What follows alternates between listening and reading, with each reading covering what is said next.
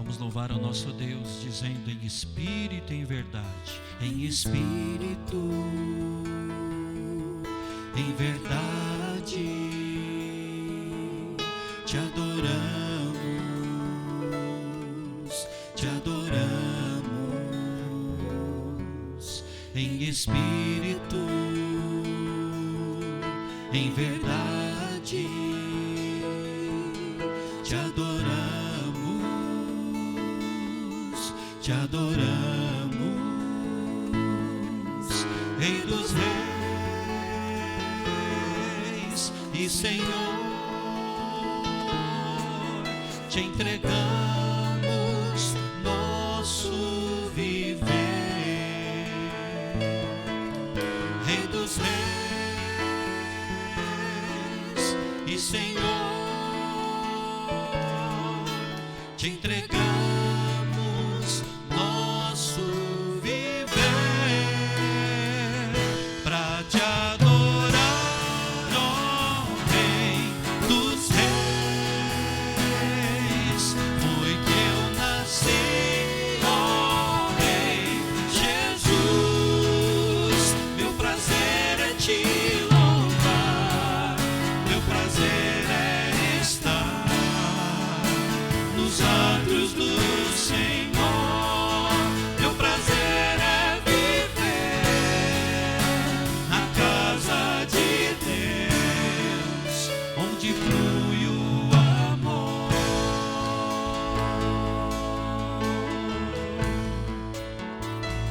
Mais uma vez, irmãos, entregamos o nosso viver e adoramos o Senhor. Em espírito, em verdade, te adoramos, te adoramos. Em espírito, em verdade, te adoramos, te adoramos. Rei dos reis e Senhor, te entregamos nosso viver. Rei dos reis e Senhor, te entregamos nosso viver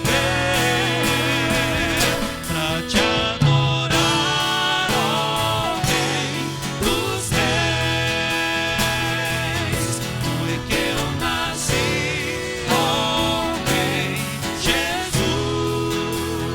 Meu prazer é te louvar, meu prazer é estar nos átrios do Senhor. Meu prazer é viver na casa de Deus, onde flui o amor. Pra te adorar, ó Rei dos reis. Foi que eu nasci, ó Rei Jesus.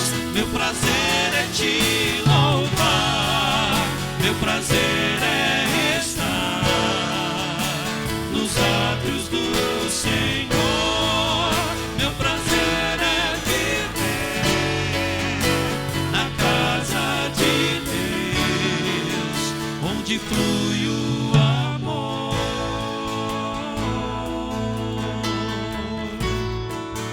Ministrando louvor,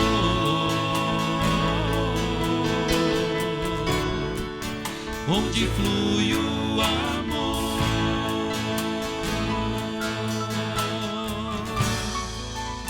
Ministrando louvor.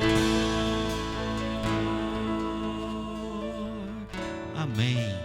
E estar nos átrios do Senhor, como nós cantamos, é muito mais do que simplesmente estar no templo aonde nós chamamos de igreja, porque biblicamente igreja não são paredes, irmãos. Então estar nos átrios do Senhor é estar corandeu, é estar diante da face do nosso Deus.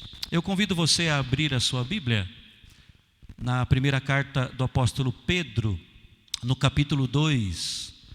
Nós vamos ler do verso 21 a 25, nossa primeira leitura do culto desta noite. 1 Pedro capítulo 2, a partir do verso 21, o texto sagrado nos diz: porquanto para isto mesmo foste chamados, pois que também Cristo sofreu em vosso lugar, deixando-vos exemplo para seguirdes os seus passos, o qual não cometeu pecado, nem dolo algum se achou em sua boca.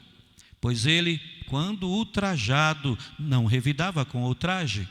Quando maltratado, não fazia ameaças, mas entregava-se àquele que julga retamente, carregando ele mesmo em seu corpo, sobre o madeiro, os nossos pecados, para que nós, mortos para os pecados, vivamos para a justiça. Por suas chagas fostes sarados, porque estáveis desgarrados como ovelhas. Agora, porém, vos convertestes ao pastor e bispo da vossa alma. Amém, irmãos. O texto maravilhoso da palavra do nosso Deus, nos convidando a louvar aquele que carregou no seu corpo sobre o madeiro a nossa culpa, o nosso pecado, para que morrêssemos para o pecado, vivêssemos para a justiça. Vamos lembrar, irmãos, da maravilhosa obra que Deus fez no nosso coração, através de um hino agora do nosso inário, hino 64, que fala que nós temos grata memória. É a história da nossa conversão aqui cantada. Hino 64, entoemos, grata memória.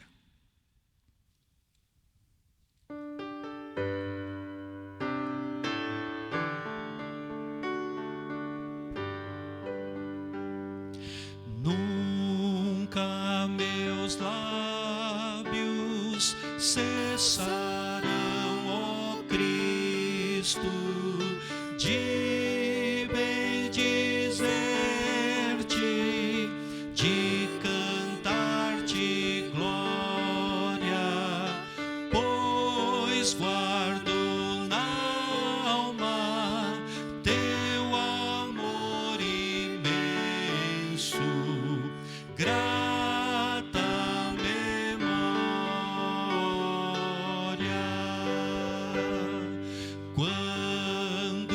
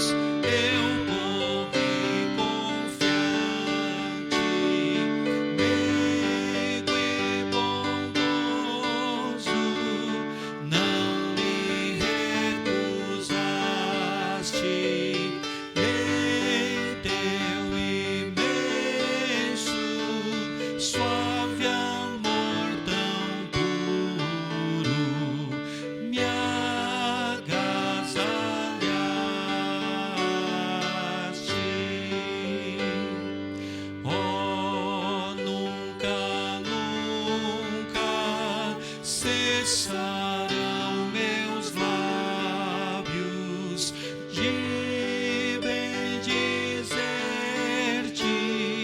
de cantar-te glória, pois em minha alma tu és sempre, ó Cristo, grata memória.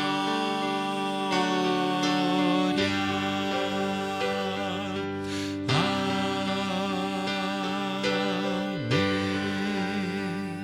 Glória a Deus. Quando relembramos aquilo que Deus já fez por nós, por meio de Cristo, isso traz-nos esta grata memória. Veja bem, não é nem aquilo que Ele faz atualmente ou ainda fará, o que é verdade biblicamente, mas é aquilo que Ele já fez. Grata memória por tudo isso. E nós, irmãos, também temos uma grata memória quando nós lembramos do serviço de alguns irmãos na igreja. No último dia 9, nós comemoramos na IPB, na Igreja Presbiteriana do Brasil, o dia do diácono. Alguém já falando sobre o trabalho incessante, contínuo dos irmãos diáconos na igreja, falou que esse muitas vezes é um ministério invisível. Muitas vezes nós nem paramos para prestar atenção, erramos, porque é um trabalho abençoado. Um trabalho, como disse, contínuo. E mesmo agora no isolamento, nossos irmãos da junta diaconal têm se desdobrado. Nós louvamos a Deus pela vida de cada um dos nossos diáconos, por esse ministério maravilhoso, o ministério da misericórdia, não é?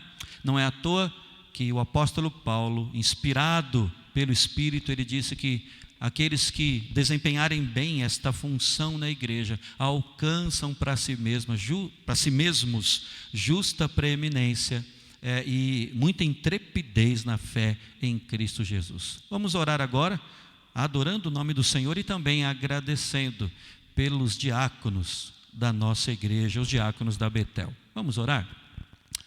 Querido Deus, nosso Pai, nós te louvamos, ó Deus, porque ao olharmos para trás, na história das nossas vidas, mas também na história da salvação, na história da redenção, fica ali em letras grandes, nítidas, demonstrado, ó Deus, o teu amor, o teu cuidado, a tua misericórdia, a tua graça que nos alcançou através de Cristo Jesus. Obrigado porque o Senhor nos buscou, obrigado a Deus porque o Senhor nos tirou das densas trevas e nos trouxe para a luz, o reino, a luz do teu reino, a luz de Cristo. Nós aproveitamos, ó Deus, nesta noite para te louvar também por tantas outras bênçãos. Uma delas é o ofício diaconal na tua igreja. Obrigado pelos irmãos que o Senhor mesmo capacita, o Senhor mesmo distribui dons, o Senhor mesmo os levanta no meio da tua igreja e os utiliza como bênção em tuas mãos. Muito obrigado, ó Deus. Como falamos agora, até mesmo nesses dias totalmente atípicos de pandemia, de quarentena, os irmãos da nossa junta diaconal estão trabalhando, estão servindo o Senhor ao servir a tua igreja e até pessoas de fora da tua igreja. Que o Senhor, ó Deus, esteja derramando da tua graça sobre cada um dos nossos diáconos, sobre suas famílias, e que, ó Deus, quando as atividades presenciais retornarem, que toda a tua igreja olhe, ó Deus, para os nossos irmãos com gratidão, louvando o Senhor pelo ofício, pelo serviço que eles desempenham. É a nossa oração de adoração, de gratidão, que nós fazemos em nome de Jesus. Amém. Amém. Muito bem, irmão e irmã. Agora, mais uma vez, nós vamos louvar a Deus através da música, mas através, por meio do nosso coral, o coral Melodias de Vitória. Oh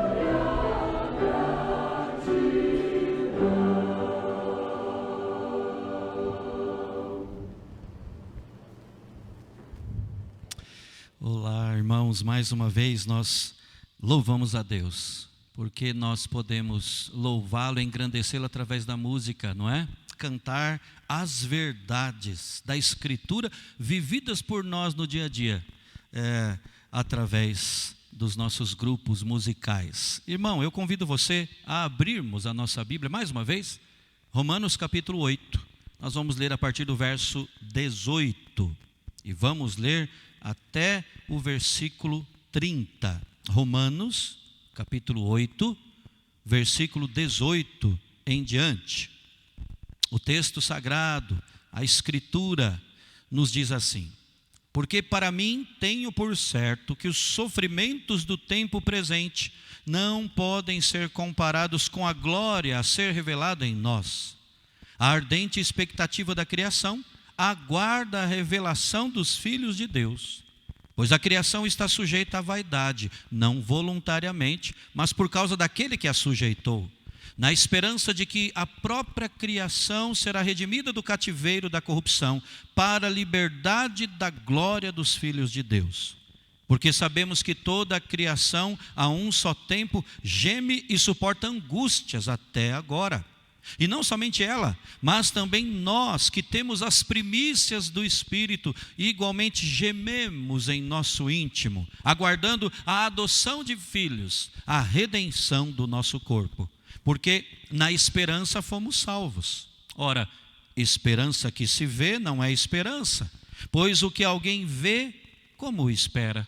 Mas se esperamos o que não vemos, com paciência o aguardamos. Também o Espírito semelhantemente nos assiste em nossa fraqueza, porque não sabemos orar como convém, mas o mesmo Espírito intercede por nós sobremaneira com gemidos inexprimíveis. E aquele que sonda os corações sabe qual é a mente do Espírito, porque segundo a vontade de Deus é que ele intercede pelos santos. Sabemos que todas as coisas cooperam para o bem daqueles que amam a Deus, daqueles que são chamados segundo o seu propósito. Porquanto aos que de antemão conheceu, também os predestinou para serem conformes à imagem de seu Filho, a fim de que ele seja o primogênito entre muitos irmãos. E aos que predestinou, a esses também chamou. E aos que chamou, a esses também justificou. E aos que justificou, a esses também glorificou. Glória ao nome do nosso Deus. Os elos da salvação aqui todos presentes. Fomos escolhidos por graça e misericórdia, fomos chamados, justificados e seremos glorificados. As etapas da salvação aqui diante dos nossos olhos, não é? E por isso todas as coisas cooperam para o bem maior, que é nos fazer conformes à imagem, fazer-nos semelhantes mais e mais a Cristo, nosso Redentor e o nosso Salvador. É a Ele que nós vamos cantar mais uma vez, irmãos. Povo de Deus, como gosta de cantar, não é? E vamos dizer agora, através da música, quão grande é o nosso Deus. Sobre todo nome é o nome do nosso Deus. Ele é digno do nosso louvor. E vamos cantar em alto e bom som, quão grande é o meu Deus.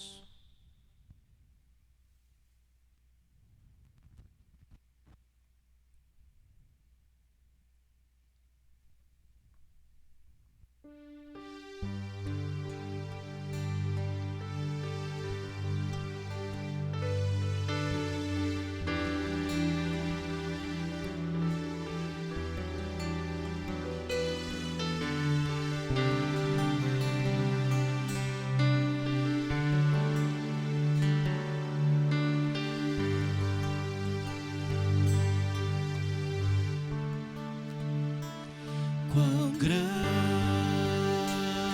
é o meu Deus, cantarei quão grande é o meu Deus, e todos hão de ver quão grande é o meu Deus. Mais uma vez, quão grande, quão grande é o meu Deus.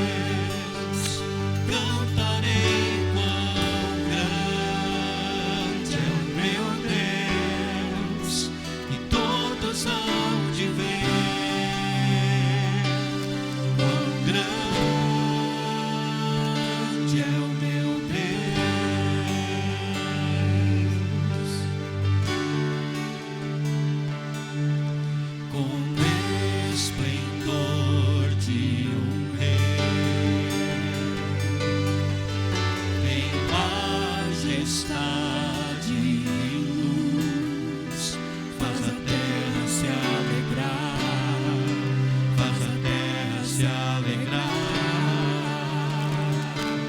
Ele é a própria luz, e as trevas vão fugir, tremer com sua voz, tremer com sua voz.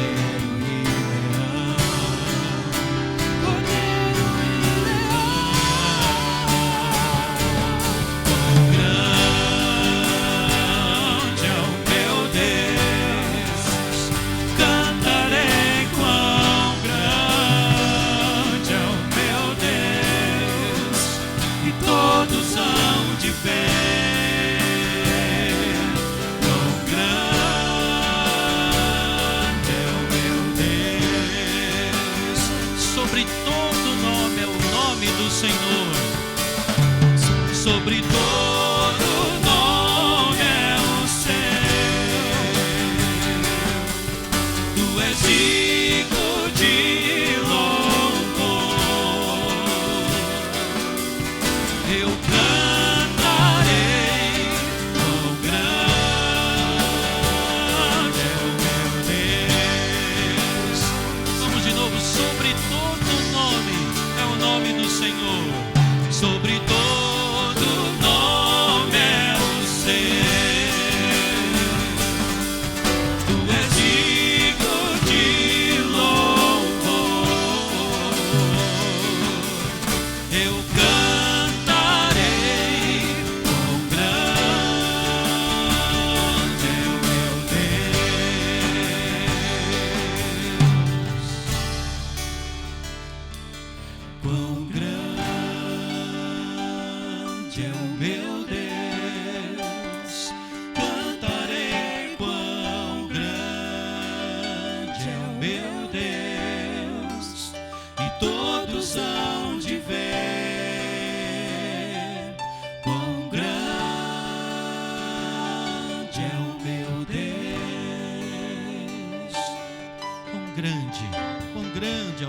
Deus, quão grande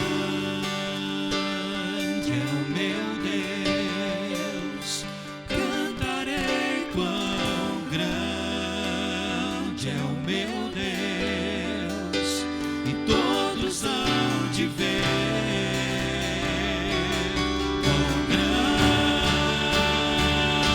é o meu Deus, sobre todo nome. Sobre todo nome é o seu, tu és digno de louvor. Eu cantarei, quão grande é o meu Deus. Vamos de novo. Quão grande é o meu Deus. Quão grande é o meu Deus, cantarei quão grande é o meu Deus, e todos hão de ver quão grande é o meu Deus. e a cada manhã o Deus grandioso renova as suas misericórdias sobre a minha e a sua vida.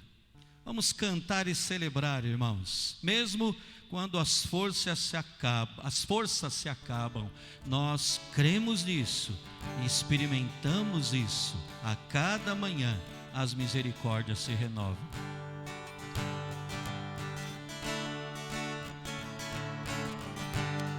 A cada manhã as misericórdias se renovam. A cada manhã as misericórdias se renovam. A cada manhã, a cada manhã.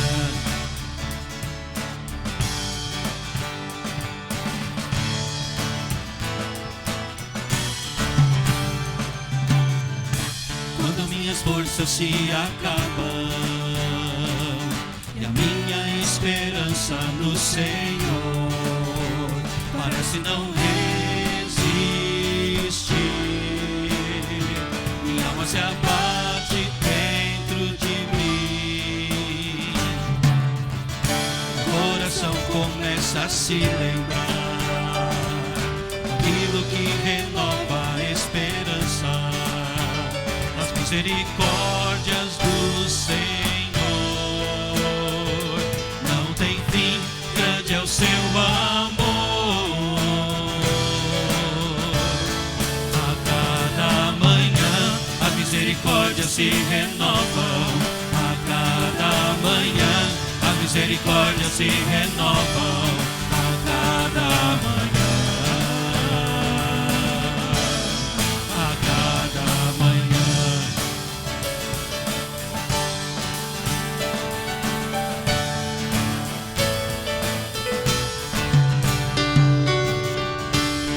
Minhas forças se acabam e a minha esperança no Senhor parece não resistir,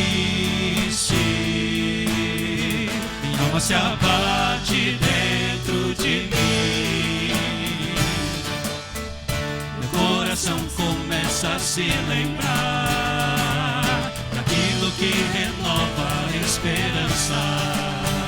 As misericórdias do Senhor não tem fim, não tem fim, grande é o seu amor.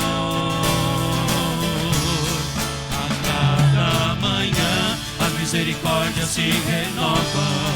A cada manhã as misericórdias se renovam. A cada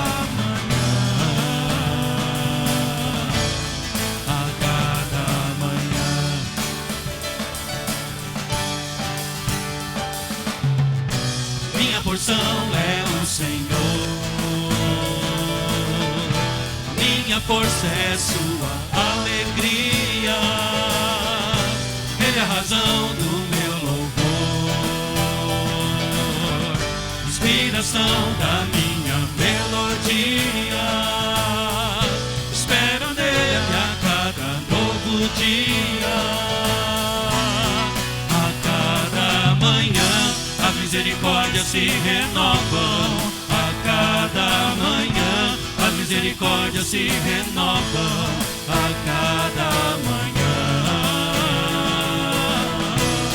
a cada manhã as misericórdias se renovam. A cada manhã as misericórdias se renovam. A cada manhã.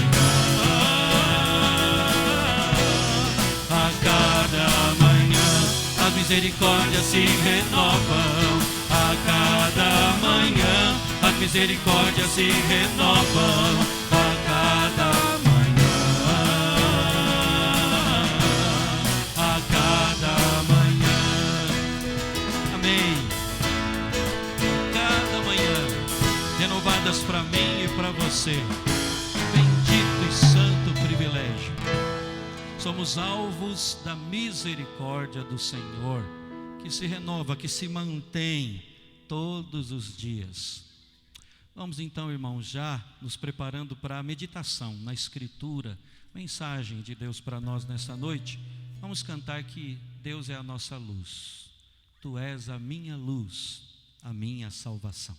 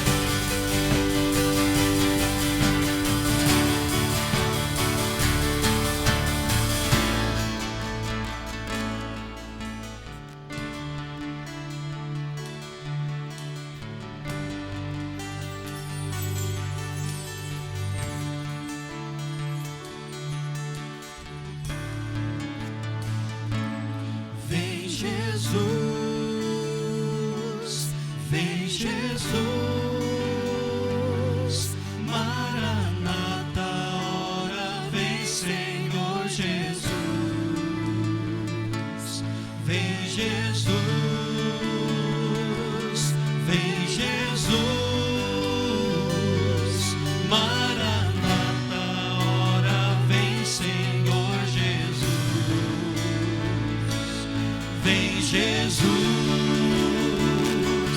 vem Jesus,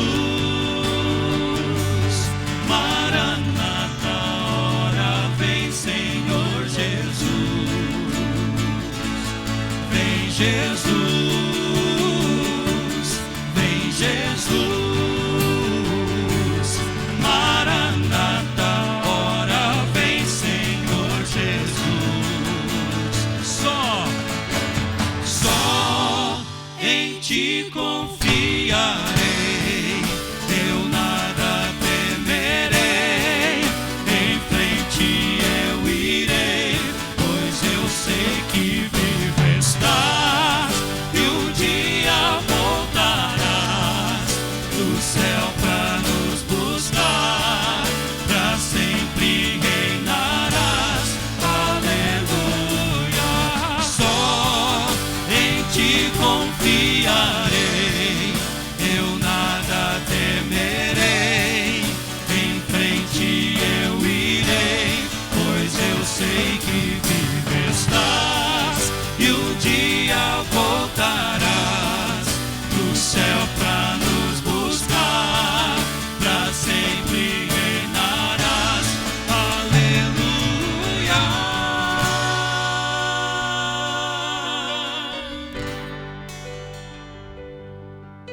Amém, irmãos. Amém, Senhor.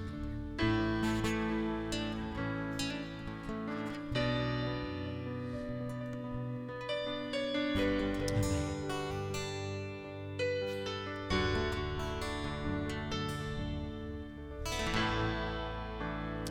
Graças a Deus.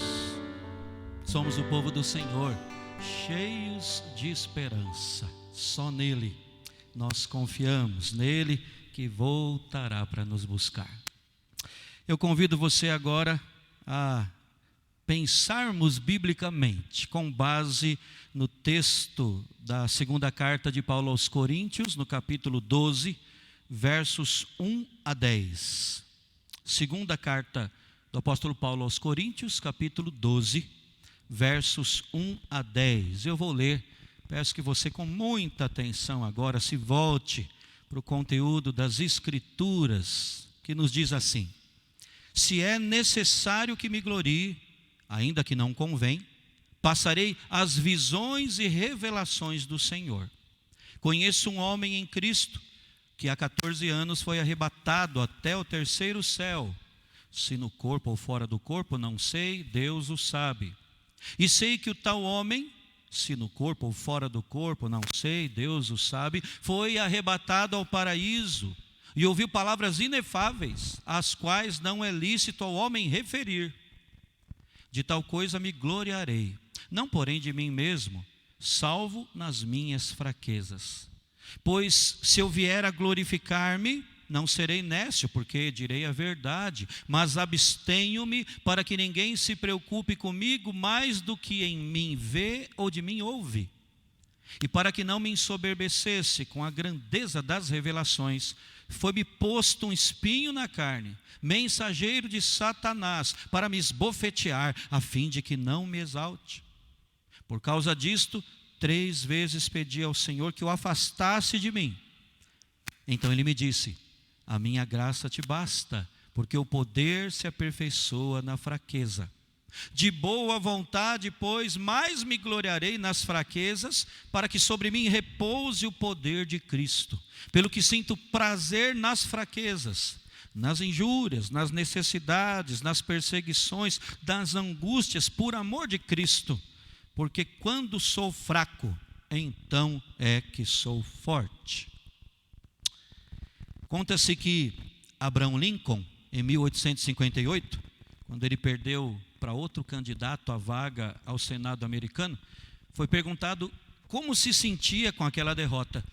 E Abraham Lincoln respondeu da seguinte forma: como o garoto que tropeça e arranca o tampão do dedão do pé, eu estou bem crescidinho para chorar e muito machucado para sorrir.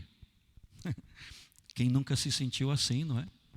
Crescidinho demais para chorar e machucado bastante para conseguir sorrir. Irmão e irmã, Quando as coisas desagradáveis desta vida nos alcançam, dói demais. Não é sem motivo que nós trabalhamos para evitar qualquer tipo de pesar, para evitar qualquer tipo de frustração em nossa vida. Como diz o pastor Leandro Peixoto, nós como que blindamos, como podemos, o nosso coração. Nós colocamos barreiras para que outras pessoas não cheguem muito perto. Nós evitamos aquelas questões que nos são muito caras. Nós não conversamos sobre assuntos que nos expõem. Nos trancamos e nos isolamos como podemos, evitando expor o coração para não sofrermos, para de algum modo não sofrermos por algum pesar, frustração ou decepção. Mas nós sabemos, irmãos, que existem áreas da nossa vida que nós não conseguimos controlar com a segurança devida para não termos que sofrer, não é? Pense, por exemplo, aí na paternidade ou na maternidade. Ser pai ou mãe traz consigo alegrias e realizações muito especiais, abençoadas, mas há muito mais do que apenas delícias e prazeres nisso. Todo pai e toda mãe sabem que junto com as melhores lembranças caminham também pesares, frustrações, preocupações enormes ao longo da vida. Há sim realizações inigualáveis na maternidade, na paternidade, mas na mesma proporção de dores e pesares. Cada manhã traz consigo tanto esperanças como medos. E se isso? E se aquilo? E se aquilo outro? Quanto mais se ama, sonha, planeja, se espera, maior a probabilidade de sofrer. Ouça agora o que escreveu C.S. Lewis no seu livro Os Quatro Amores. Eu tenho até aí o slide para você acompanhar. C.S. Lewis foi muito feliz, não é? Ele diz que amar é sempre ser vulnerável. Ame qualquer coisa e certamente seu coração vai doer e talvez se partir. Se quiser ter a certeza de mantê-lo intacto, você não deve entregá-lo a ninguém, nem mesmo a um animal. Envolva-o cuidadosamente em seus hobbies e pequenos luxos. Evite qualquer envolvimento, guarde-o na segurança do esquife de seu egoísmo. Mas nesse esquife, diz C.S. Lewis, seguro, sem movimento, sem ar, ele vai mudar. Ele não vai se partir, mas vai se tornar indestrutível, impenetrável, irredimível. A alternativa a uma tragédia, ou pelo menos ao risco de uma tragédia, é a condenação.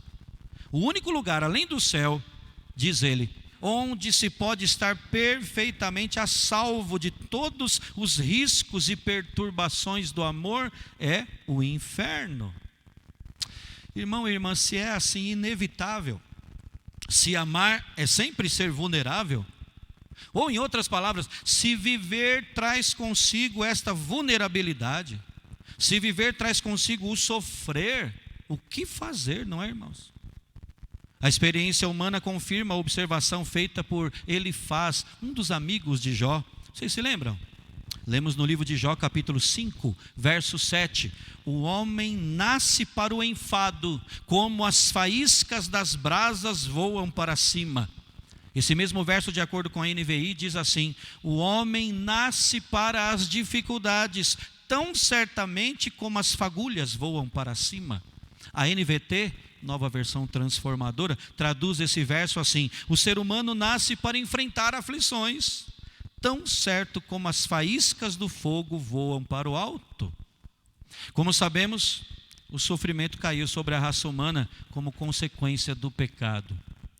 Até Gênesis 3, o momento em que os nossos representantes, Adão e Eva, entraram em rota de colisão com o Criador, comendo do fruto proibido, o sofrimento era totalmente estranho aos seres humanos e ao resto da criação.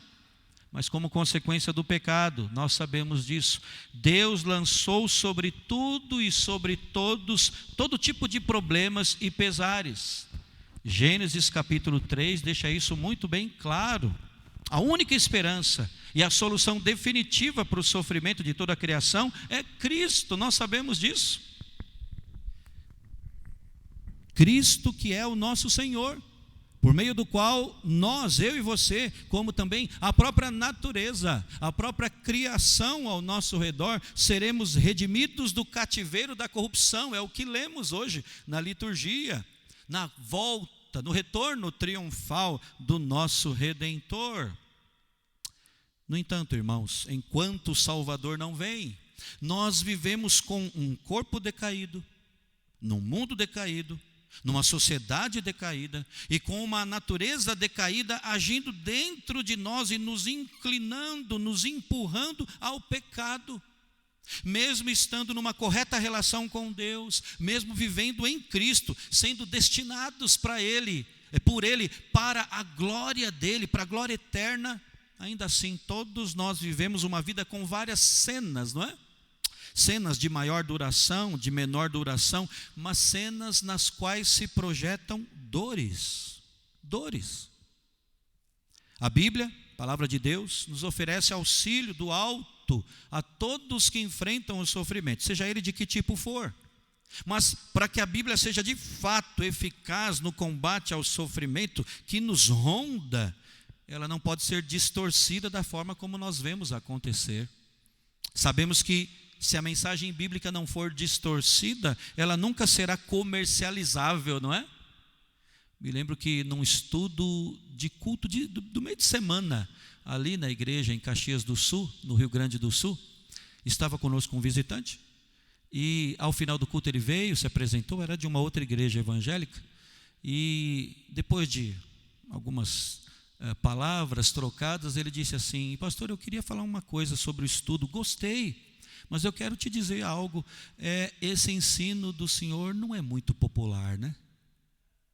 Ou seja, irmãos, em outras palavras, a mensagem bíblica fiel nunca vai ser assim comercializável, não é popular. Paulo já falava disso, quando ele escreveu que chegaria o tempo em que não suportariam a sã doutrina.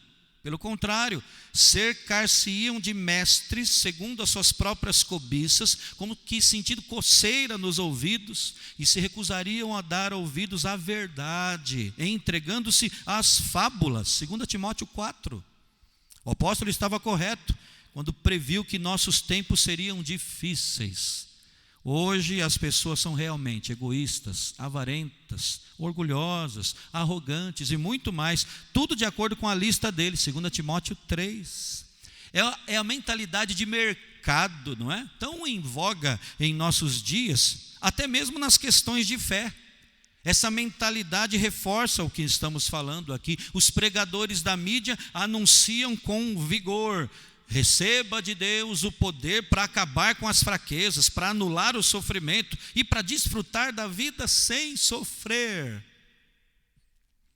Essa mensagem é muito popular, porque todos querem uma vida sem fraqueza, não é? Todos querem uma vida sem dores. No entanto, a palavra de Deus, a Bíblia, comunica uma mensagem completamente oposta a esta. A mensagem da Escritura é: receba de Deus o poder para viver na fraqueza, receba de Deus o poder para atravessar o sofrimento pela fé em Cristo, com os olhos no céu, e assim você viverá para a glória de Deus e em amor ao próximo, até que Ele venha. Essa é a mensagem fiel, cristalina das Sagradas Escrituras. É exatamente isso que está dito aqui em 2 Coríntios 12, e que, oferecido da forma como está, irmãos, humanamente falando, jamais vai ser comprado no mercado da fé que temos aí à nossa volta, não é? Confira mais uma vez o que é que Paulo escreveu, versos 9 e 10. Ele disse, então ele me disse: a minha graça te basta, porque o poder se aperfeiçoa na fraqueza. E a reação do apóstolo: de boa vontade, pois, mais me gloriarei nas fraquezas, para que sobre mim repouse o poder de Cristo. Como é que essa mensagem, irmãos, pode ser vendida por aí, não é? E comprada. O que é que as pessoas querem, irmãos? E nós também. Eu e você. O que nós queremos, sendo bem sinceros, é poder para acabar com as fraquezas, é poder para não ter mais que sofrer neste mundo. O mundo não quer poder para viver na fraqueza, e muitas vezes eu e você, mesmo sendo cristãos, embarcamos nessa. Não queremos suportar o que é difícil. E a glória de Deus e o bem do nosso próximo ficam em segundo plano. Um exemplo disso, a revista Época, de 23 de setembro de 2013, falando sobre 800 inovações que mudaram o mundo, publicou 16 ideias que, segundo o autor, mudaram realmente e radicalmente o mundo. Uma delas é a tarja preta. Tarja preta, os remédios controlados por prescrição médica. Disse o colunista, os tarjinhas, é assim que ele se refere aos remédios controlados, né? Os tarjinhas tornaram a vida mais suportável para um número absurdo de pessoas. Verdade. E ele diz mais, graças a eles, os remédios de tarja preta, as pessoas dormem. Verdade também, não é? Mas agora vem o perigo. Ele continua. E vivenciam uma sensação de felicidade sem nenhum motivo objetivo para isso. Irmãos, que tristeza. Mas que verdade, né? Quanta gente atolada no sofrimento e apenas seguindo a vida, tendo apenas uma sensação de felicidade sem nenhum motivo objetivo para isso. Porque é gente controlada por remédios, gente dormindo por conta de medicação, gente tentando se isolar da dor e do sofrer por meios forjados, não naturais, tendo apenas uma sensação de felicidade. Vamos ao texto de Paulo aqui, em busca de instrução. A experiência do sofrimento, irmãos, nos mostra que nesta vida, do lado de cá do céu, não conseguimos eliminar a dor totalmente, não conseguimos erradicar o que é desagradável completamente, mas, graças a Deus, por conjunções adversativas, não é? Mas há socorro do alto para a minha vida e para a sua vida. Há verdades bíblicas que nos capacitam a viver na fraqueza, a suportar o sofrimento e assim conseguir viver de forma plena para a glória de Deus, como já falei, e para o bem do próximo. Há pelo menos aqui 3 verdades que o apóstolo Paulo nos ensina nesse texto. Essas 3 verdades são verdades essenciais, não apenas por estarem descritas no texto bíblico, e apenas e tão somente por isso estariam revestidas desta importância, mas também, irmãos, por serem capazes, estas verdades, de nos fortalecer diariamente, todos os dias e todas as vezes que nos lembrarmos delas no meio da dor, no meio do sofrimento. A primeira verdade é esta: aceite a realidade do sofrimento. O sofrimento não é a sina de apenas alguns mal-sucedidos. O sofrimento é para todo mundo. É fruto do pecado de todos nós, ali representados no jardim do Éden pelo primeiro casal, Adão e Eva. É verdade, irmãos, que podemos sofrer como resultado das nossas más ações, como consequência das nossas ações erradas. O que o homem semear, diz a Bíblia, ele vai colher, ele vai ceifar. Nós podemos também sofrer como resultado das más ações de outras pessoas que nos atingiram, é verdade, mas também é verdadeiro que o sofrimento é uma realidade humana, independente das ações de quem quer que seja. Por um seguinte fator, nós vivemos num mundo caído, num mundo, irmãos, que não conserva mais os seus contornos originais, não é? Já falamos hoje de Gênesis 3. E nem mesmo os nossos momentos de grande experiência com Deus nos livram do infortúnio do sofrimento. Paulo que nos diga. O apóstolo havia desfrutado de grandes momentos com Deus, de grandes experiências espirituais, através das visões que ele teve. Ele cita aqui nos seus escritos, até aquele momento da sua vida. Das muitas visões e revelações recebidas, Paulo agora seleciona no texto que lemos uma revelação, uma visão que ele teve e que lhe foi dada 14 anos antes, segundo o que ele fala. Vejam, aliás, o que ele diz sobre isso, né? 3 fatos nós podemos destacar aqui. O primeiro deles é a procedência das visões. Está aqui no verso 1 e eu quero ler para você. Ele diz: se é necessário que me glorie, ainda que não convém, passarei as visões e revelações do Senhor. Veja bem, ele ressalta que as visões vieram da parte de Deus, vieram do alto, não é? Procediam não da sua elucubração, não dos seus próprios pensamentos, não da sua mente cheia, mas eram dadas pelo Senhor. Em segundo lugar, nós vemos também o privilégio das visões aqui, porque ele diz do verso 2 ao verso 4, conheço um homem em Cristo, está falando dele mesmo, que há 14 anos foi arrebatado até o 3º céu, se no corpo ou fora do corpo, não sei, Deus o sabe, e sei que o tal homem, ele repete, se no corpo ou fora do corpo, não sei, Deus o sabe, foi arrebatado ao paraíso, e ouviu palavras inefáveis, as quais não é lícito ao homem referir. Então ele está falando aqui de um tremendo privilégio, como dizem os irmãos gaúchos, né? Um baita privilégio. Imagine isso, irmãos.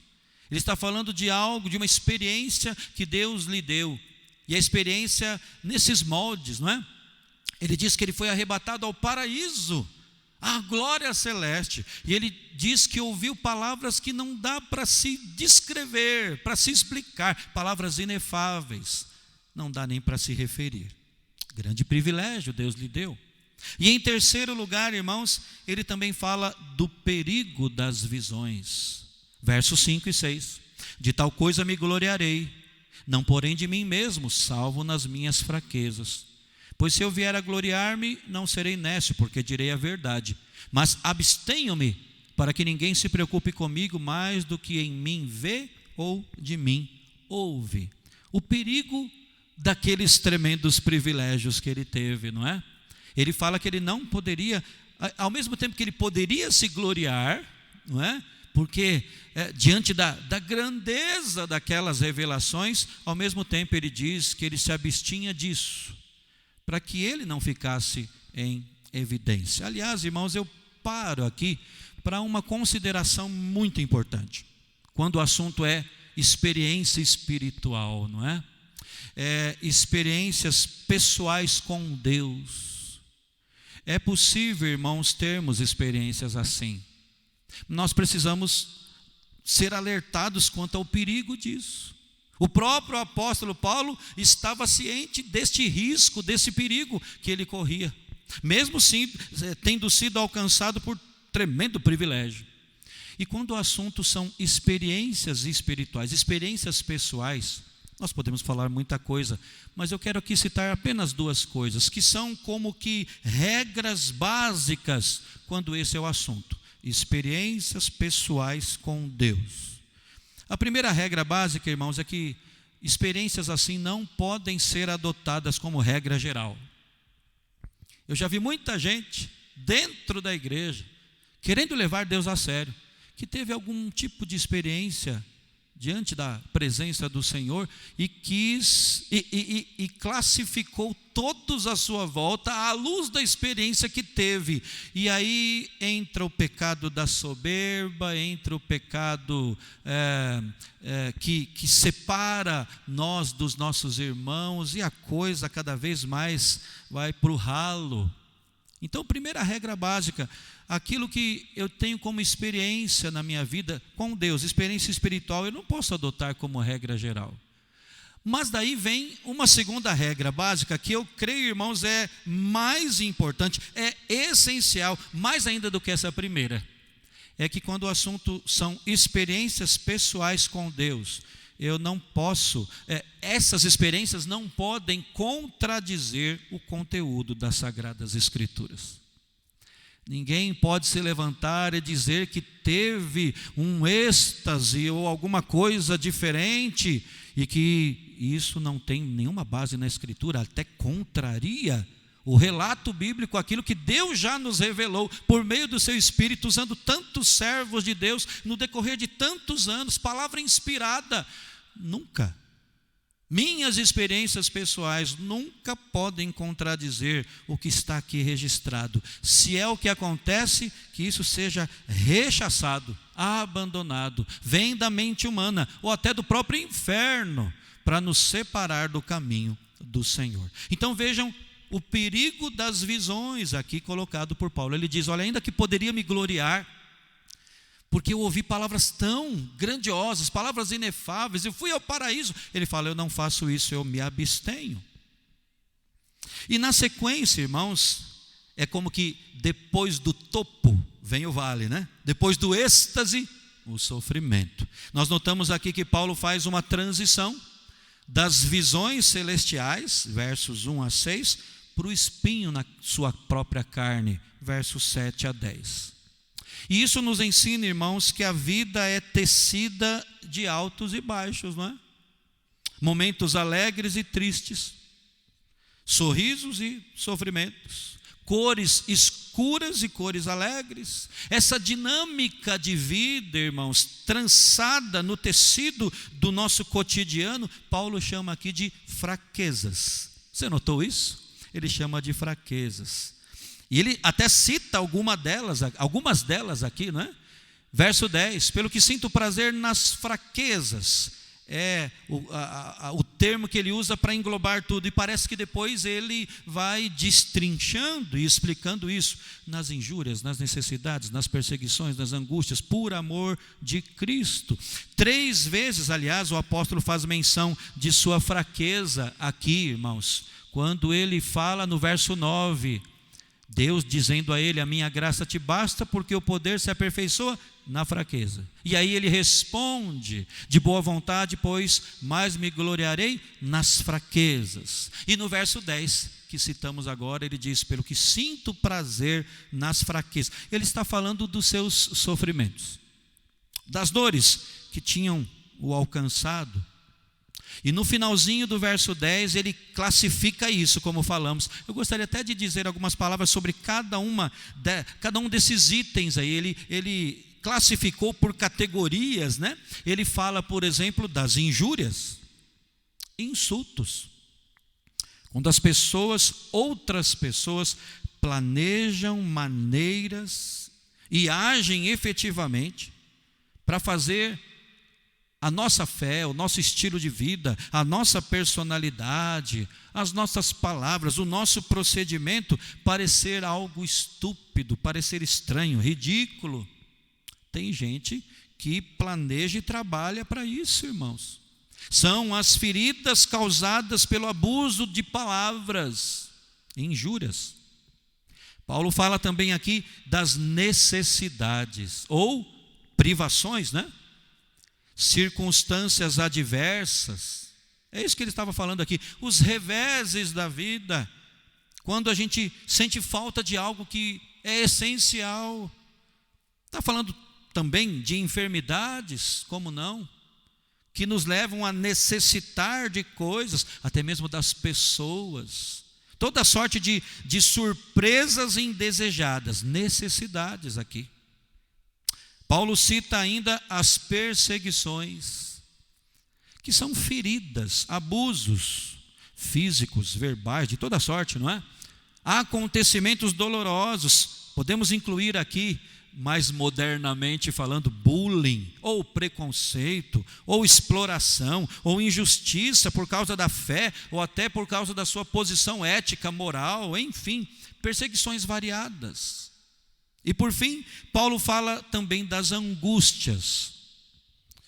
Quem sabe ele não estivesse aqui falando das calamidades, do dia da calamidade, do dia mau, das dificuldades, das pressões externas, ou mesmo internas, aquele peso na alma, o estresse do dia a dia, as tensões, tristezas, quem sabe até a depressão, angústias. Então vejam que a fraqueza descrita aqui por Paulo não é alguma tendência que ele tivesse para o pecado. embora ele sempre tenha declarado abertamente nas suas cartas que ele era um pecador, carente da graça do Senhor. Mas aqui nesse texto que eu quero dizer, irmãos, o apóstolo fala de diferentes dores, e dores que de tão intensas o enfraqueciam fisicamente e espiritualmente. E Paulo nos ensina aqui com o seu exemplo, que a vida é mesmo assim pintada com cores alegres e tristes. Mas de onde veio tanto sofrimento ao nosso irmão Paulo? Qual a origem dessas fraquezas de Paulo, não é? Deus ou Satanás? De ambos? Eu creio que para explicar isso, irmãos, nós temos que começar falando que de todas as fraquezas, Paulo destaca o seu espinho na carne, não é? Verso 7, ele diz: e para que não me ensoberbecesse com a grandeza das revelações, foi-me posto um espinho na carne, mensageiro de Satanás, para me esbofetear, a fim de que não me exalte. Não sabemos ao certo se esse espinho na carne era um problema físico ou era uma perseguição cruel. O que sabemos, irmãos, e vemos transparecendo do texto, é que era algo que lhe trazia, que lhe causava dores indescritíveis. O reverendo Augusto Nicodemos nos informa que a palavra usada aqui para espinho é uma palavra grega, skolops, e que quer dizer, ou pode ser traduzida como estaca. Na literatura extra-bíblica, que remonta lá ao primeiro século, essa palavra era usada para se referir à estaca que era usada pelos carrascos do Império Romano para empalar os condenados e levá-los à morte. Pense nisso. Era uma forma de morte extremamente cruel e extremamente dolorosa. O empalamento era um suplício, já antigo naquela época, em que o condenado era espetado pelo ânus, numa estaca pontiaguda, e ficava nela exposta até morrer. Então essa é a palavra que é usada aqui para espinho, usada pelo apóstolo. Espinho na carne, uma estaca. Estudiosos sérios acreditam que a melhor tradução é esta mesmo, uma estaca na carne.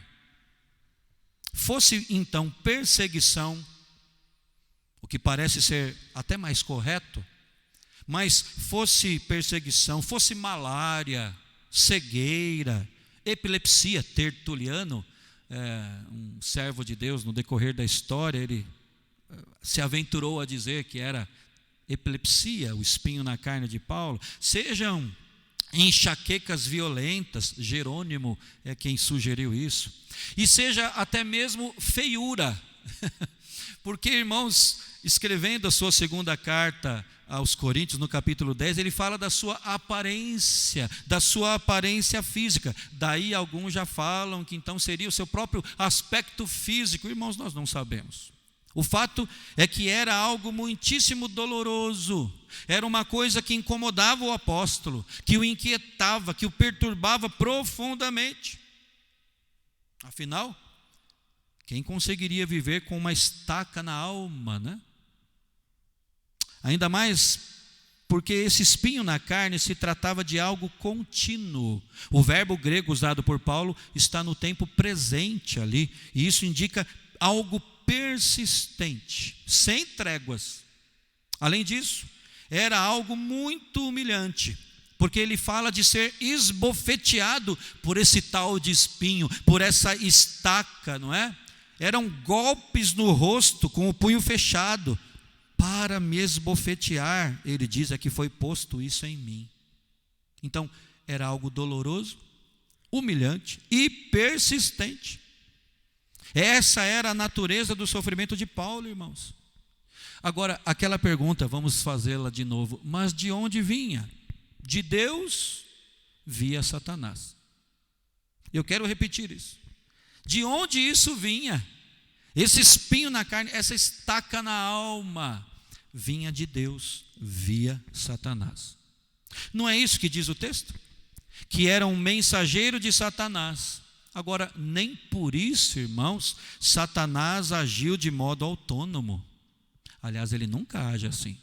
Deus, o soberano, permitiu que uma estaca, um espinho fosse instalado na vida de Paulo, enviado pelo diabo.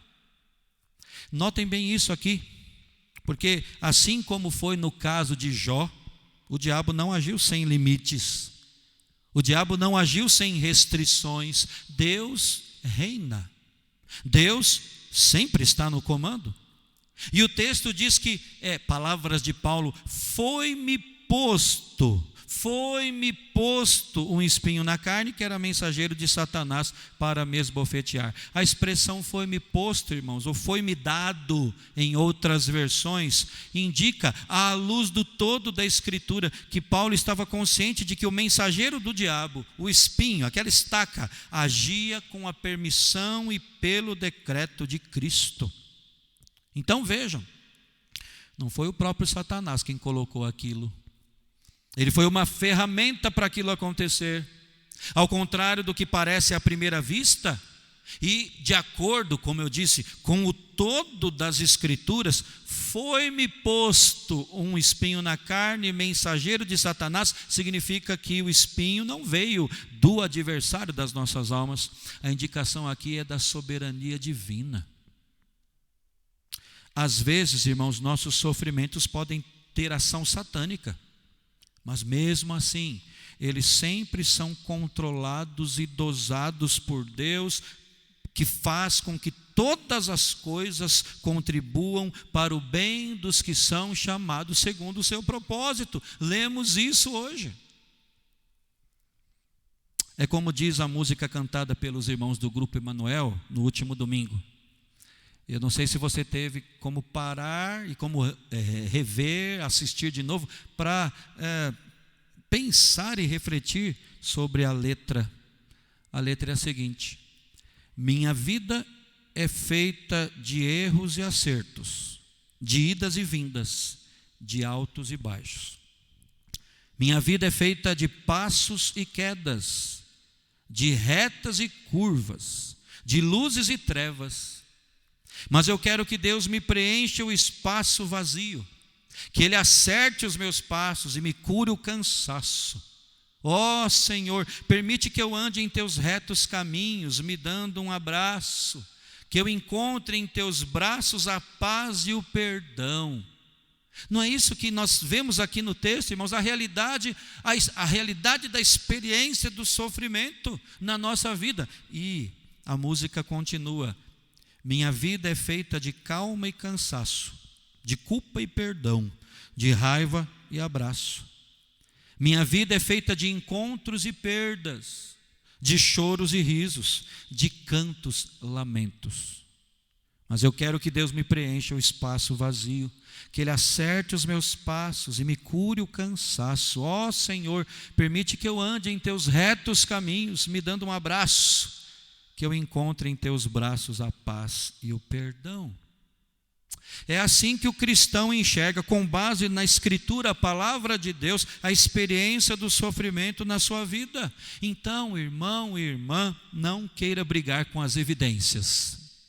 Aceite a realidade do sofrimento. Mas uma segunda verdade extraída do texto lido é essa: entenda a necessidade do sofrimento. Pense na pandemia, pense na Covid-19, tinha necessidade disso? Não bastava o dia a dia normal, difícil lá de antes, do começo do ano? Era necessário. Pense naquilo que está te trazendo dor atualmente. Pode ser fruto desta quarentena, mas pode não ser. Pense naquilo que está machucando você já de algum tempo para cá. A mesma pergunta: tinha necessidade disso? Era necessário? Irmãos, a nossa atitude diante do sofrimento, no entanto, não é a mesma de Deus. Nós sempre pedimos para Deus remover as nossas dores, não é? Para Deus remover as nossas fraquezas, os nossos pesares. Deus, entretanto, sempre tem algo em mente que é muito melhor para nós através do sofrimento. Me lembro de ouvir a palavra do reverendo Ronaldo Lidório, certa vez, num congresso, em que ele citou a letra de um cântico concomba, ali em Gana, na África, não é? Uma igreja viva e alegre, pela graça do Senhor, através das mãos do reverendo Ronaldo, foi plantada ali. E eles então formularam vários cânticos e tantos outros, né? Até já tem traduzido a Bíblia ali, os próprios nativos, vejam só. Mas um dos cânticos dos concombas tem essa frase pequena: no sofrimento há Deus. No sofrimento há Deus. Ele diz que os concombas cantam isso dançando. No sofrimento há Deus. Paulo demorou para entender isso, como eu e você muitas vezes, mas ele entendeu isso. Ele entendeu essa lição. Verso 7 até o verso 9, 10, nós já lemos. Irmãos, a atitude de Deus diante dos nossos sofrimentos é sempre diferente da nossa atitude e também diferente da atitude dos outros, o mundo, as outras pessoas que nos rodeiam e muitas vezes até nós mesmos e também o próprio diabo, Satanás, quando infligem sofrimento, tem como objetivo a destruição. Com Deus não é assim. Deus não trabalha nesses moldes, não é? E um outro ponto que demonstra a nossa reação inadequada à dor é que, como fez o apóstolo, tantas vezes nós oramos a Deus para que Ele afaste aquilo que nos incomoda. Verso 8, não é? Paulo diz: 3 vezes pedi ao Senhor que o afastasse de mim, que afastasse aquele espinho, aquela estaca na alma ou na própria carne. Mas o propósito de Deus, irmãos, é muito maior do que nós conseguimos enxergar. E é por isso que Paulo diz no verso 9, ouvindo Deus dizer de perto, né, a minha graça te basta. Paulo diz: então eu vou me gloriar nisso. É como se Deus estivesse falando a ele: Paulo, chega de pedir isso, e me ouça, e entenda, a minha graça te basta. Foram os muitos sofrimentos que fizeram Paulo aprender que Deus age em todas as coisas, usando todos os meios para o bem de todos que o amam, de todos os que foram chamados segundo o seu propósito. O sofrimento é, por assim dizer, indispensável para nós, irmãos. De novo, como falei até num dia desses, não é que nós buscamos a dor, mas o sofrimento é indispensável para nós, ainda que sejam desagradáveis e dolorosos. Assim como Jesus aprendeu pelas coisas que sofreu, texto belíssimo, Hebreus capítulo 5, que diz que Cristo aprendeu pelas coisas que sofreu. Assim como Cristo realizou a sua obra através do sofrimento, Hebreus capítulo 13. Também nós, eu e você, aprendemos pelo sofrimento. E mais, viu? Nós servimos melhor através do sofrimento. E aí vem a pergunta, né? Por que o sofrimento é necessário? Vamos falar um pouco disso? Por que é necessário? Fizemos a pergunta agora há pouco, né? Isso era necessário? O sofrimento na nossa vida é necessário, irmãos, para tirarmos os olhos de nós mesmos. Para impedir que Paulo se exaltasse por causa da grandeza das revelações que Deus lhe deu, ele fala: foi-lhe posto uma estaca na alma, um espinho que tinha o objetivo de fazer com que ele tirasse os olhos de si próprio, com que ele não se exaltasse diante dos privilégios que Deus lhe dava, para que ele fixasse os olhos em Deus. O sofrimento, irmãos, não é para Deus nos destruir. O sofrimento é para Ele não nos perder para nós mesmos, viu? Para o nosso coração inflado. É para nos ensinar a olhar para o alto. Paul David Tripp, um excelente autor cristão, se você nunca leu livros dele, por favor, comece a ler. Paul Tripp, como é conhecido. Ele postou nas redes sociais há alguns meses, eu fiz até um slide, gostaria que você acompanhasse, algo muito interessante. Ele disse: seu Senhor desviará sua direção, enquanto Ele o leva a um caminho muito melhor. Seu Senhor lhe enviará uma tempestade, não para puni-lo, mas para resgatá-lo de uma tempestade do coração, que o tem em suas mãos e deixaria um rastro de destruição em sua vida. Deus derrubará o que você construiu, diz Paul Tripp. Não porque Ele está com raiva de você, mas porque Ele te ama e está fazendo uma base melhor sobre a qual construir. Isso não é bendito? O sofrimento, então, não é para Deus nos destruir, mas é para Ele não nos perder para nós mesmos. Por que o sofrimento é necessário na nossa vida? Para que tiremos os olhos de nós e os coloquemos em Deus. Outro ponto, irmãos. O sofrimento é necessário para nos fazer buscar a Deus. Isso parece chover no molhado, né?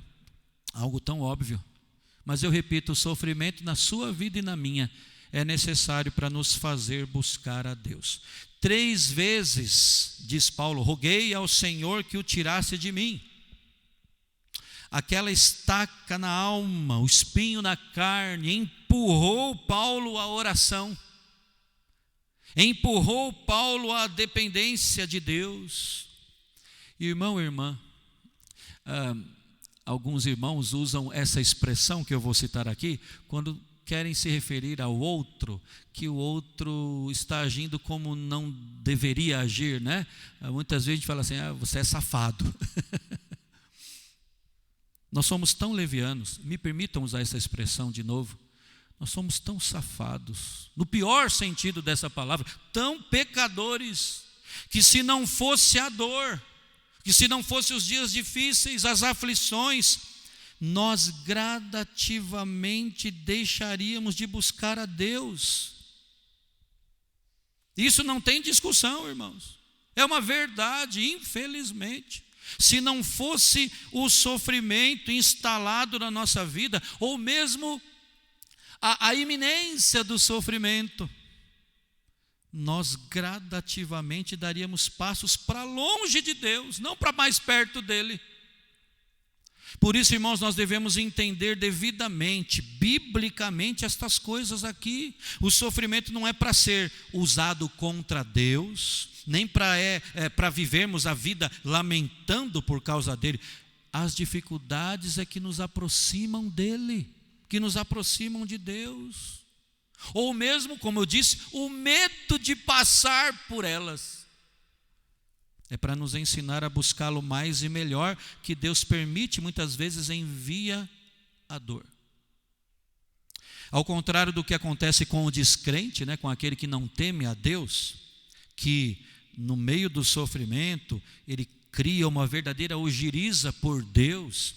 O cristão entende que os espinhos são necessários para nos fazer buscar a Deus, para nos levar a andar mais junto do nosso Senhor, para fazer um estágio daquilo que vamos experimentar no céu. Mas temos ainda um terceiro ponto, irmãos.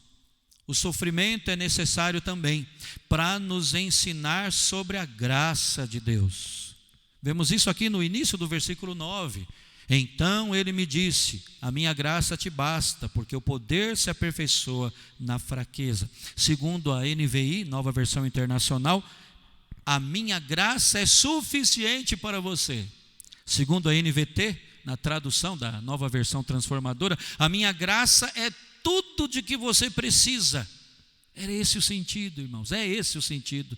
O sofrimento serve para nos ensinar que a graça de Deus é melhor do que a própria vida. É para tirar, para nos desvencilhar das nossas amarras que temos aqui nesta terra, e nos ensinar a pensar mais nas coisas lá do alto. É para que enxerguemos claramente que não precisamos de outras coisas nessa vida, nós precisamos da graça de Deus. Precisamos de Deus na nossa dianteira, de Deus ao nosso lado, de Deus habitando em nós, de Deus, da graça dEle, inundando a nossa vida, dEle à nossa frente. Graça de Deus, a sua graça é que preenche a nossa vida por inteiro. Como é que diz aquele cântico? É a graça do Senhor, é a graça de Deus que me faz caminhar. A mesma graça que preenche os nossos espaços vazios. E um desdobramento disso é que o sofrimento não é para nos tornar inválidos, né?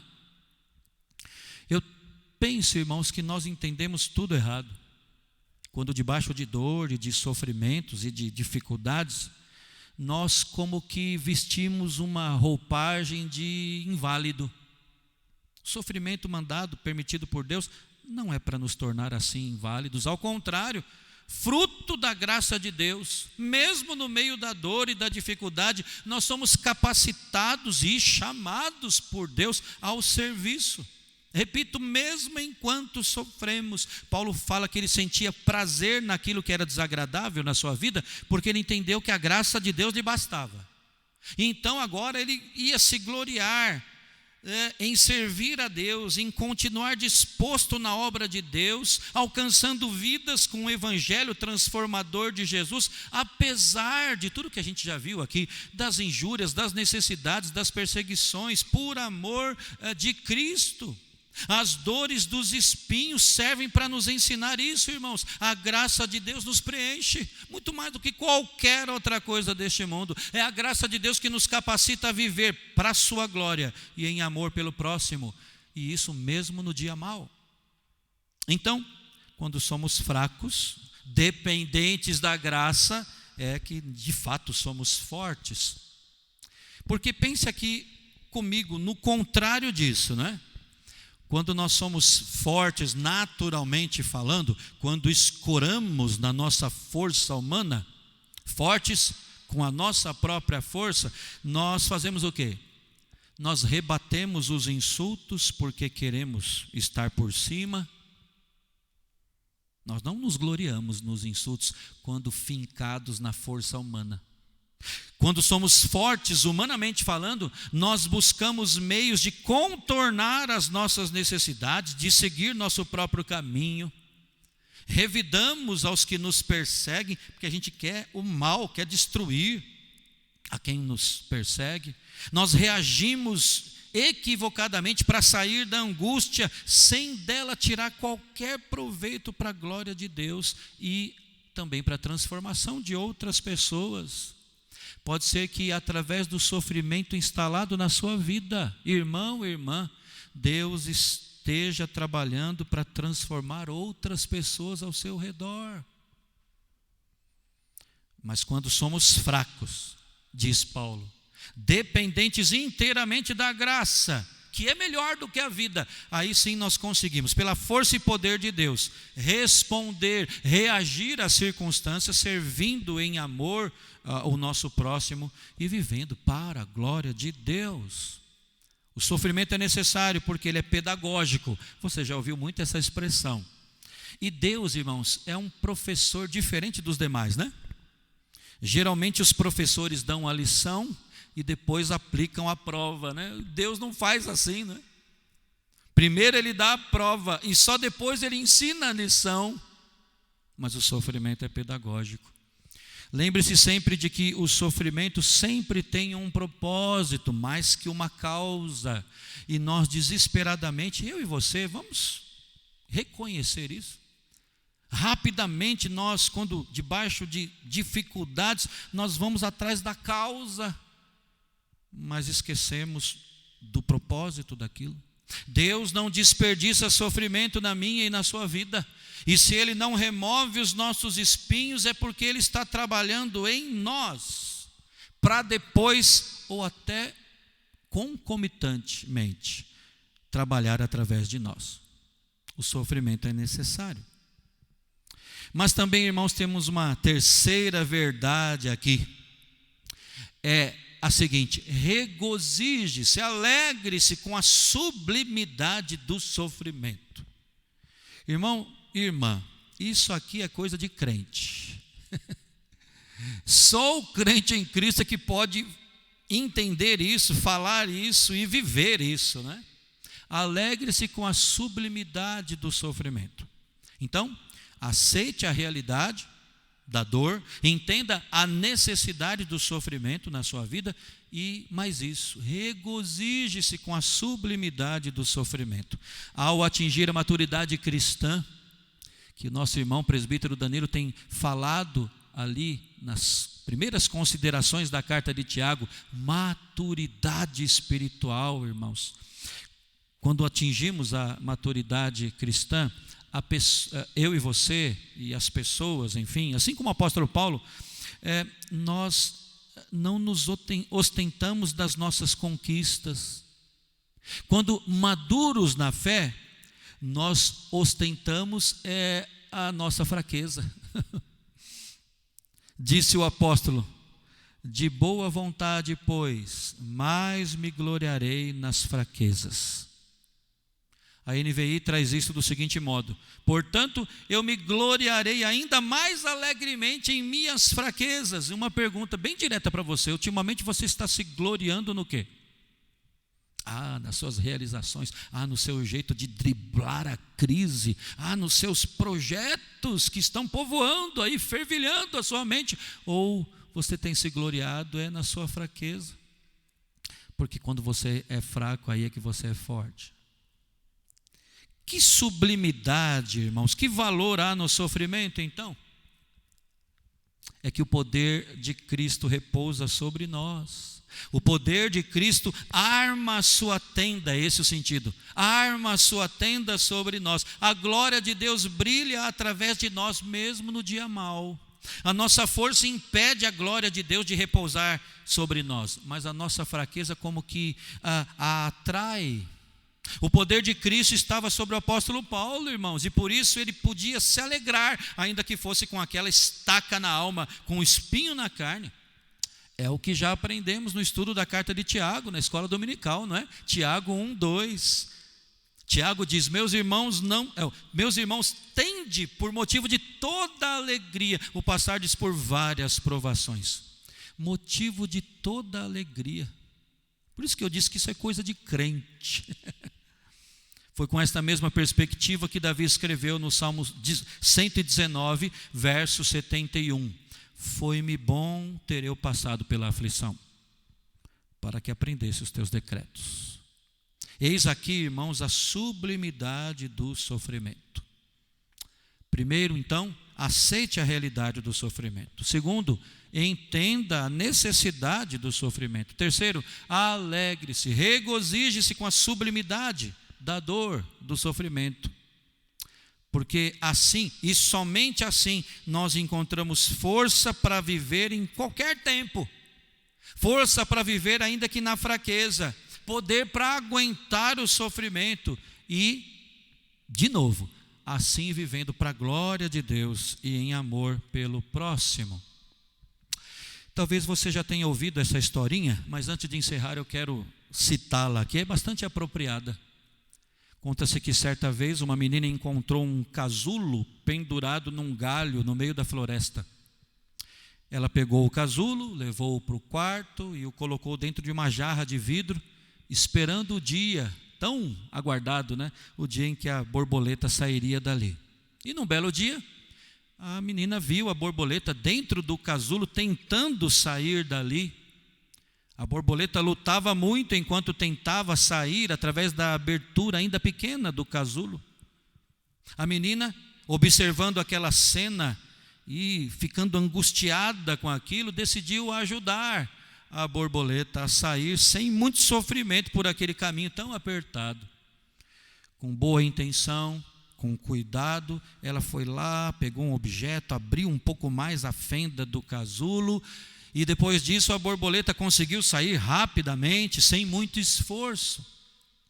Mas uma coisa estranha aconteceu. Em vez de abrir as suas duas belas asas, a borboleta exibiu duas asas murchas, duas asas enrugadas, feias mesmo, inúteis. Por quê? Porque Deus projetou a borboleta e o seu casulo para que no ato de saída dessa abertura apertada, ela sofra, ela lute para endireitar e para fortalecer as suas asas.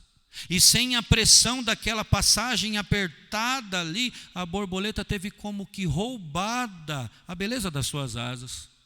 E o mais importante, dela foi roubada também a habilidade de voar para os céus. Ela nunca foi a borboleta para a qual ela mesma foi projetada pelo Criador. Uma borboleta condenada a se arrastar pelo chão, não a voar pelo céu. Que nos dias maus, nossa postura, irmão, seja a de Paulo, compreendendo o que Paulo compreendeu, nos gloriando naquilo que Paulo se gloriou, não é? Nas fraquezas, nas injúrias, nas necessidades, nas perseguições, nas angústias, por amor de Cristo. Lembrando que quando somos fracos, então é que nós somos fortes. O poder de Cristo se aperfeiçoa na nossa fraqueza, em meio ao sofrimento. Amém? Que Deus, irmão e irmã, nos abençoe e continue falando aos nossos corações. Nós vamos encerrar o culto logo mais, mas como sempre fazemos, nós vamos cantar e vamos, irmãos, celebrar novamente aquilo que já celebramos hoje. Vamos dizer de novo que a cada manhã as misericórdias do Senhor se renovam sobre a nossa vida. Glória a Deus por isso.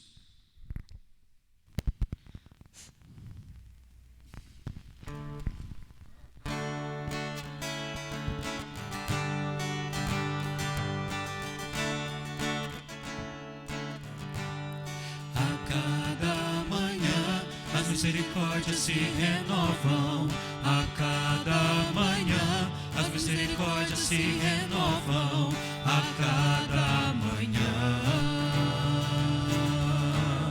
a cada manhã.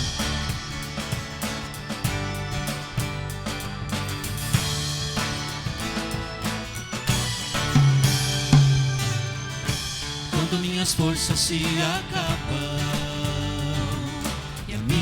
esperança no Senhor parecem não resistir.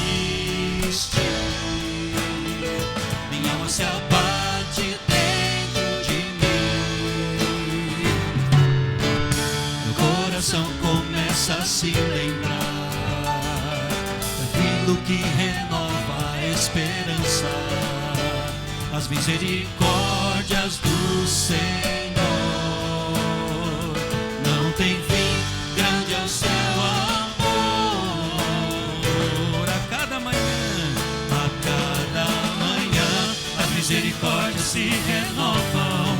A cada manhã, as misericórdias se renovam. A cada manhã, a cada manhã.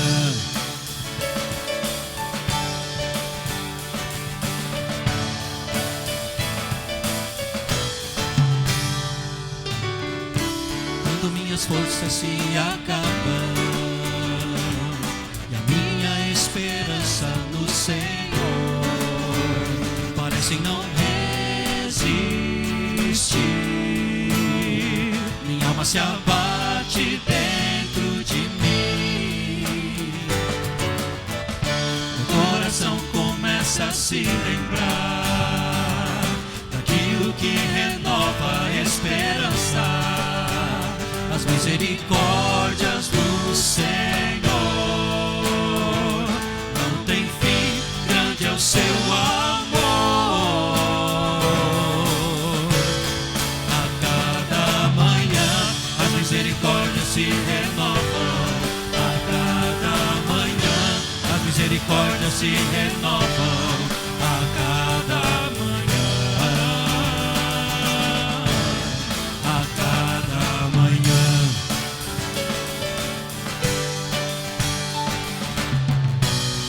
porção é o Senhor, minha força é sua alegria, Ele é a razão do meu louvor, inspiração da minha melodia, espero nele a cada novo dia, a cada manhã as misericórdias se renovam, a cada manhã as misericórdias se renovam, a cada manhã, a cada manhã. misericórdias se renovam a cada manhã. As misericórdias se renovam a cada manhã. A cada manhã. As misericórdias se renovam a cada manhã. As misericórdias se renovam a cada manhã. A cada manhã.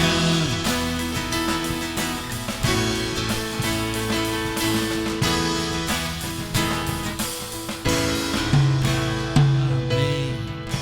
Glória a Deus. Vamos orar consagrando as nossas vidas a esse Deus que nunca falhou, que não falha, nunca falhará e cujas misericórdias se renovam. Quero chamar aqui presbítero Deus. O presbítero Danilo vai nos conduzir neste momento de oração, de consagração, e depois vamos receber a bênção, encerrando o culto nesta noite.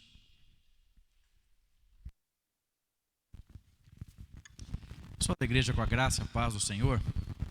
E antes nós fazemos a nossa oração final para encerrarmos o culto. Microfone. Um breve recado. Uma decisão do conselho recente. O presbítero Jesuel já falou na sua devocional de quarta-feira, você que acompanhou, né? Nós estamos com muita saudade, com muita vontade de voltar a nos reunirmos presencialmente. Mas o conselho ponderou, esteve reunido essa semana, e meus queridos, ainda não é o momento de nós voltarmos a nos reunir. Aguente mais um pouquinho, segure a onda mais um pouco. Como nós acabamos de ouvir aqui nessa noite, o sofrimento faz parte do aprendizado do cristão. E nós temos que nos alegrar com esse momento, onde nós estamos distantes presencialmente, mas unidos, conectados, e ao mesmo tempo unidos em um só propósito: servir a Deus e agradá-lo. Quais são as lições que você vai aprender com todo esse processo que nós estamos passando? Vamos orar nesse momento? Nosso Deus, nosso Pai, nós louvamos ao Teu nome por este culto que nós prestamos, não apenas assistimos. Te agradecemos, ó Deus, porque a Tua palavra fala de forma cantada, de forma lida, e o nosso coração se encheu da Tua presença e do Teu recado nessa noite. Ó Deus, nós aprendemos que o Teu povo não é meramente um povo masoquista que gosta de sofrer, mas um povo que entende que o sofrimento nos faz ter o seu caráter moldado à imagem do Seu Filho Jesus. Nós queremos, ó Deus, passar com alegria pelas provações, pelos momentos difíceis. Nós queremos, ó Deus, entender as lições que o Senhor quer nos ensinar com cada momento que nós atravessamos na vida. Nós queremos, ó Deus, deixar de sermos verdadeiros reclamões, de sermos, ó Deus, pessimistas, de entendermos, ó Deus, que o Senhor está incomparavelmente maior e superior a nós. Tua palavra nos diz, ó Deus, Romanos 11, ó profundidade da riqueza, tanto da Tua sabedoria, Senhor, como do Teu conhecimento. Quão insondáveis os Seus juízos, Deus, quão inescrutáveis os Seus caminhos. Quem conhece a Tua mente, ó Deus? Quem pode dar um conselho para o Senhor? Quem foi um dia que emprestou alguma coisa para o Senhor, para que o Senhor tivesse que pagar de volta? E a Tua palavra fala de forma clara, porque dEle, por meio dEle e para Ele são todas as coisas. Glória, pois, sejam dadas ao Senhor eternamente, é o que diz a Tua palavra. E nós queremos, ó Deus, nos gloriar com as nossas fraquezas, e entender, ó Deus, o sofrimento que passamos e crescer, amadurecer, aprender as lições. Que possamos, ó Deus, sair desse momento fortalecidos. Que o Teu povo, quando puder se reunir de novo presencialmente, esteja mais unido do que nunca, unido no propósito de te servir, porque nesse momento, enclausurados nas suas casas, possamos crescer, ó Deus, e não regredir, e não ficar piores. Queremos sair melhores, queremos sair fortalecidos, queremos sair mais maduros. Fortalece o Teu povo, ó Deus, que enquanto nós passamos pela tribulação, que enquanto passamos pela angústia e o sofrimento, possamos aprender a ter um coração grato, ver a Tua mão em tudo e reconhecer uma oportunidade de um novo aprendizado. É a nossa oração, no nome de Jesus. Amém. E agora, irmãos, que a graça do Senhor Jesus, o amor de Deus, o nosso Pai, e que as ternas consolações do Espírito Santo do Senhor conosco estejam, conosco permaneçam em todo o tempo, para a glória dele mesmo. Amém. Amém. Deus abençoe a sua vida, que todos tenhamos uma semana na presença do Senhor. Um forte abraço.